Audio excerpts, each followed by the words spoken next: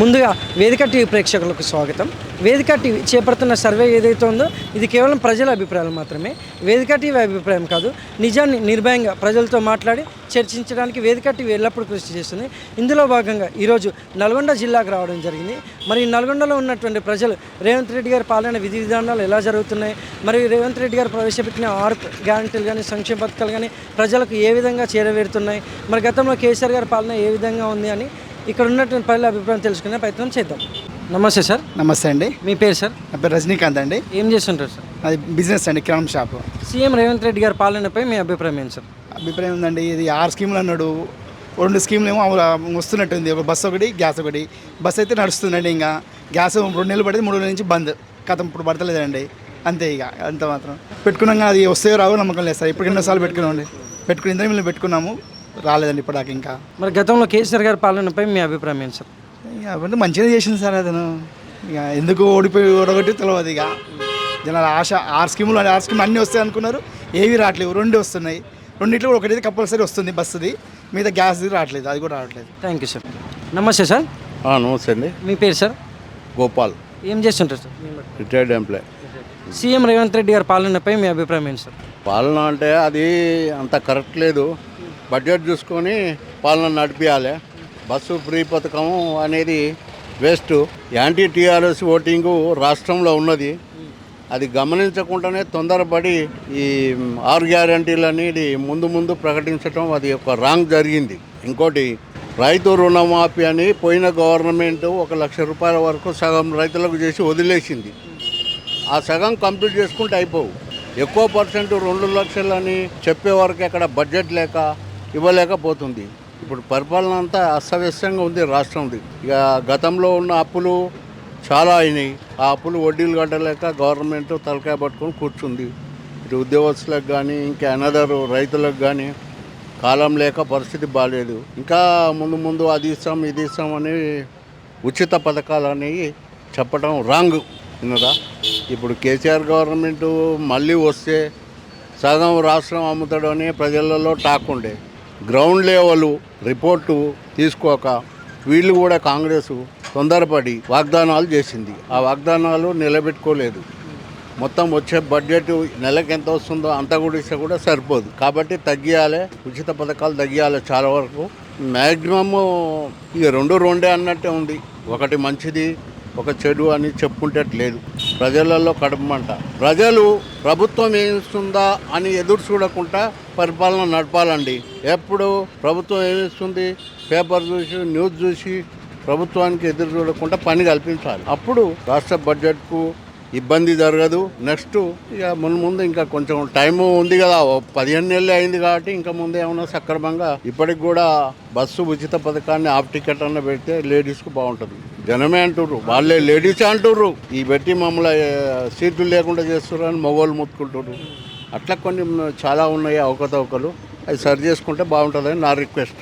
మరి గతంలో కేసీఆర్ గారి పాలనపై మీ అభిప్రాయం ఏంటి సార్? కేసీఆర్ గారి పాలన అంటే ఇచ్చిండు, కానీ రైతు బంధు ఒక లిమిటేషన్ 5 ఎకరాల్లో 10 ఎకరాల్లో పెడితే బాగుండు. 100 ఎకరాల వాళ్ళకి ఇచ్చి ఆయన ఒకటి తప్పు పని చేసిండు. దళిత బంధు, బీసీ బంధు అని పెట్టి కూడా అవి రాంగ్ పాలసీస్. అవి పెట్టకూడదు. కొంతమందికి ఇచ్చి కొంతమందికి ఒక 10 మందికి ఇచ్చినట్టు 9 మంది ఉల్టా అయిపోయినారు. ప్రతి ఊర్లో ట్రాక్టర్లని అవి అని ఇవని ఎక్కువ పర్సెంట్ 90% సబ్సిడీ పెట్టడం వల్ల అక్కడ కూడా ఆర్థిక ఇబ్బందులు ఏర్పడ్డాయి రాష్ట్ర బడ్జెట్లో.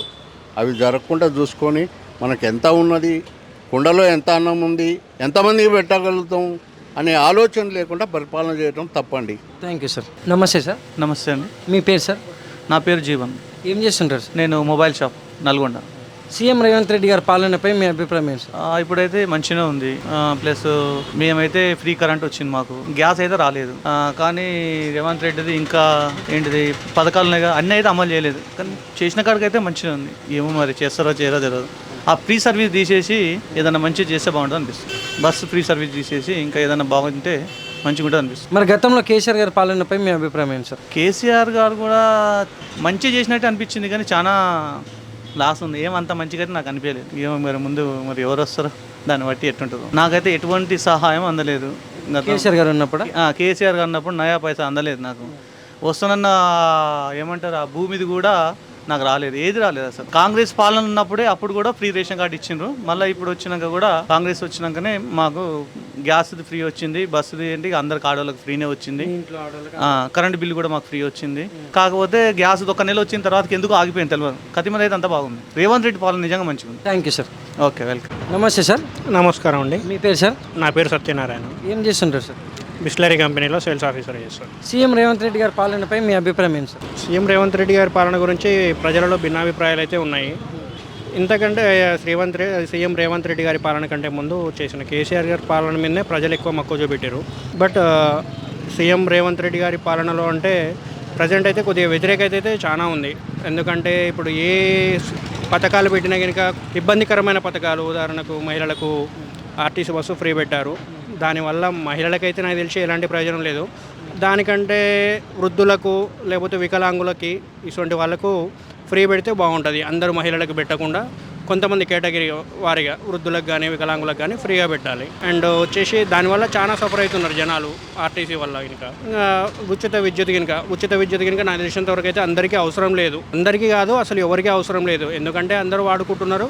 దానివల్ల ఉచిత విద్యుత్ బకాయిలు కనుక చాలా కొన్ని వేల కోట్లలో ఉన్నాయనడం మనం వింటూ ఉన్నాం. అసలుంటప్పుడు ఉచిత విద్యుత్ కనుక ప్రజలకు అవసరం లేదు. అసలు చిన్న చిన్న పథకాలు అవసరం లేదు అసలు చెప్పాలంటే. ఎంతవరకు ఉన్నా కనుక ఉచిత విద్య, వైద్యం ఇవి ప్రజలు కోరుకున్నాయి. ఈ రెండు చేస్తే చాలా మంచిగా ఉంటుంది. మిగతా ఏ అవసరం లేదు ప్రజలకు. ఉచిత పథకాలు అనేది మమ్మాటికి అన్ని రద్దు చేసేయాలి. అప్పుడే మన రాష్ట్రం ఏమైనా ముందడుగు వేయడానికి మంచిగా ఉంటుంది. మరి గతంలో కేసీఆర్ గారి పాలనపై మీ అభిప్రాయం ఏంటి సార్? కేసీఆర్ గారి పాలనలో అంటే సార్ అప్పట్లో కేసీఆర్ పాలనలో రైతులు చాలా మంచిగా బాగుపడ్డారు. అదేవిధంగా వాటర్ సోర్స్ కానీ, మిషన్ భగీరథ కానీ, ఇక చెప్పుకుంటూ పోతే కళ్యాణ లక్ష్మి పథకం లాంటివి కొన్ని బీద కుటుంబాలకు అనేది కొద్దిగా ప్రయోజనం కలిగింది. అందరికీ కలగపోవచ్చు, బట్ అందరికీ కలగాలని ఏం లేదు. కొందరికి మాత్రం చాలా మందికి ప్రయోజనం కలిగింది. నమస్తే సార్. నమస్తే అండి. మీ పేరు సార్? సత్యనారాయణ. ఏం చేస్తుంటారు సార్? షాప్ మాది. సీఎం రేవంత్ రెడ్డి గారి పాలనపై మీ అభిప్రాయం ఏంటి సార్? సీఎం అంటే రైతు బంధు లేదు, పింఛన్ లేదు, తర్వాత అంటే పింఛన్ పెంచుతానని పెంచలేదు. ఇక పాలన అయితే అంత బాగాలే, పర్ఫెక్ట్ అయితే లేదు. అంటే 6 గ్యారెంటీలు అమల్లోకి రాలేదంటారా?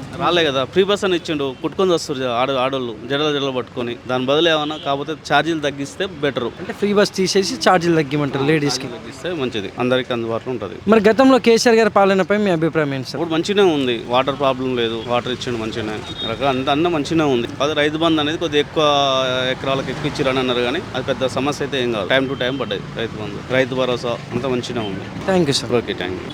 నమస్తే అండి. మీ పేరు సార్? నా పేరు వెంకటేష్. ఏం చేస్తుంటారు సార్? నేను బిజినెస్ చేసుకుంటాను.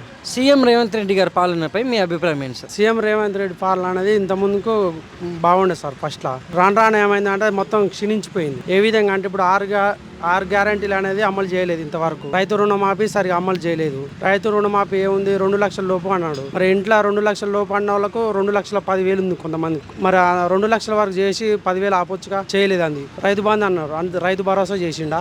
చేయలేదు ఇంతవరకు. 2 ఎకరాల వరకు 3 ఎకరాల వరకు వేసిండు, అది కూడా కొంతమందికి వేసిండు. ఇంకా బస్సు ఫ్రీ బస్ అని పెట్టిండు. ఫ్రీ బస్సు వల్ల ఏముంది, మళ్ళీ పురుషులకు రేట్లు పెంచిండు, టికెట్ ఛార్జీలు పెంచిండు. ఇంకేముంది, 6 గ్యారెంటీలు అనేది మహిళకు ఇంటింటికి 2,500 ఇస్తా అని చెప్పిండు. అది సరిగా అమలు చేయలేదు ఇంతవరకు. రైతులకు నీళ్ళు లేక పొలాలు అనేది చాలా వరకు ఎండిపోతున్నాయి. ప్రాజెక్టులు అనేది ఇంతవరకు ఏది కంప్లీట్ కాలేదు సరిగా. ఇంకేమన్నా ఉందా? ఇప్పటి వరకు చూసుకుంటే రేవంత్ రెడ్డి గారు ప్రవేశపెట్టిన ఈ 6 గ్యారెంటీలు ప్రజలకు ఎంతవరకు అందుతున్నాయి అంటారు? ప్రజలకు అనేది ఇప్పుడు పెన్షన్ పెంచుతా అన్నాడు, ఇంతవరకు పెంచలేదు. అది ఇంత ముందుకు కేసీఆర్ పాలన అనేది అది ఏ విధంగానే ఉన్నాయి. కానీ రైతు బంధు అనేది వచ్చింది, పెన్షన్ అనేది కరెక్ట్ టైంకి వచ్చింది, ఏదైనా కరెక్ట్ టైంకి వచ్చింది. కానీ ఇంతవరకు రైతు బంధు అనేది ఎవరికి వేయలేదు. రైతు భరోసాని మార్చారు, కానీ ఇంతవరకు ఒకసారి వేసారు. అది కూడా ఎంతవరకు 2 ఎకరాల వరకే.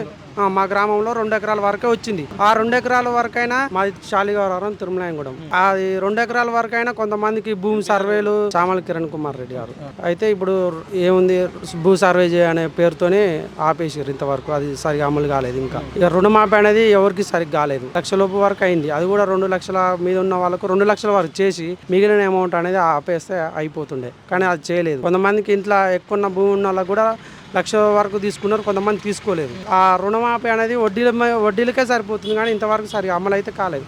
6 గ్యారెంటీలు అమలు అనేది ఏదైంది అమలు ఏది కాలేదు ఇంతవరకు. ఇంకా ఫ్రీ బస్ కూడా అయింది, దానివల్ల కూడా పురుషులకు ఛార్జీలు పెంచారు మళ్ళీ. మరి గతంలో కేసీఆర్ గారి పాలనపై మీ అభిప్రాయం ఏంటి సార్? కేసీఆర్ ప్రభుత్వం కూడా అంత ముందుకు రైతు బంధు విషయంలో కరెక్ట్గానే ఉంది, చేస్తా అని. ఇంటింటికి అప్పుడు వాటర్ వచ్చినాయి. ఇప్పుడు ఈ విధంగా అప్పుడున్న విధంగా కన్నా ఇప్పుడు ఇంకా దారుణంగా ఉంది. అప్పుడు మన కేసీఆర్ అనుకుంటే ఇప్పుడు కేసీఆర్ కానీ ఇది ఇంకా దారుణంగా ఉంది. Thank you sir. Thank you. నమస్తే సార్. నమస్తే అన్న. మీ పేరు సార్? ఉపేందర్. ఏం చేస్తుంటారు సార్? మేము interior work. CM Revanth Reddy గారి పాలనపై మీ అభిప్రాయం ఏంటి సార్? అభిప్రాయం అంటే ఏంటంటే నెగిటివ్ ఇక మొత్తం. ఇక నేను యాక్చువల్లీ బీజేపీ మెంబర్. మా బీజేపీ రాకపోయినా కానీ కేసీఆర్ కేసీఆర్ మంచి చేసిండు. అప్పులున్నా ఏం చేసినా కానీ. ఎందుకంటే 6 గ్యారంటీలు అన్నాడు, ఇల్లు అన్నాడు, రైతు బీమా అది అన్నాడు. అంటే అది ₹1,00,000 అది వాళ్ళది చేసేసిండు. ఆ మహిళలకి ఫ్రీ బస్ ఇచ్చేసిండు. రైతు బంధు లేదు, కొత్త పింఛన్ లేవు. మరి గతంలో కేసీఆర్ గారి పాలనపై మీ అభిప్రాయం ఏంటి సార్? మంచిగా ఉండే. ఆయన ఏం తిన్నాడో ఆయన ఏం చేసినో అది మాకు తెలియదు. మాకైతే మంచిగానే అనిపించింది. మాకైతే నేను యాక్చువల్లీ బీజేపీ మెంబర్. మేము బీజేపీకి ఇస్తాం. మేము బీజేపీ పార్టీ. మేము బీజేపీ గురించి అంటే ఇప్పుడు ఇక్కడ లోకల్లో ఇప్పుడు ముస్లిం ఎక్కువ మైనారిటీ అది కాబట్టి రాదు ఇప్పుడు. అది యాక్చువల్లీ అదైతే మేము అది అటు ఇటు జర కేసీఆర్ ఏం నయమని చెప్పింది రేవంత్ రెడ్డి కన్నా. మా బీజేపీ వచ్చినా రాకపోయినా కేసీఆర్ గారు నయం. మరి కేంద్రంలో బీజేపీ పార్టీ ఎలా ఉందంటారు ఇప్పుడు ప్రస్తుతానికి? కేంద్రంలో మంచిగానే ఉంది కానీ స్టేట్ లేదు కదా. Thank you sir.